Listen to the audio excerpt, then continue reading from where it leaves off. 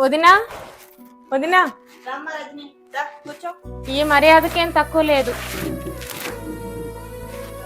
అదేంటమ్మా అలా మాట్లాడుతున్నావు? నీ మర్యాదలకి మేమేం తక్కువ చేసినావు? మర్యాద ఇచ్చేదానివైతే నాన్న భూమి అమ్మారంట కదా, ఆ డబ్బుల్లో నాకు వాటా లేదంటున్నావంట. అంతే కదమ్మా, నీకు లక్షలు కట్నాలు పోసి మంచి ఆస్తిపాస్తులు ఉన్నోళ్ళని చూసి, ఉద్యోగం ఉన్నోడిని చూసి పెళ్లి చేసింది దేనికోసం? మా మీద ఆధారపడకూడదనే కదా. అంటే లక్షలు కట్నం ఇస్తే ఇప్పుడు బాధ్యత తీరిపోయినట్టేనా?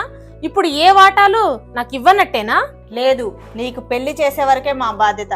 నీకు ఆస్తిలో ఎటువంటి హక్కు లేదు. నువ్వేం చేసుకుంటావో చేసుకోపో. ఏంటి, నాకు ఆస్తిలో వాటా లేదా? నువ్వెవరు చెప్పడానికి? ఆ కోర్టే చెప్పింది ఆస్తిలో ఆడపిల్లకు వాటా ఉందని. ఆ కోర్టుకెళ్ళి తేల్చుకొని నీ సంగతి చెప్తా. వెళ్ళు వెళ్ళు, అది చూస్తా.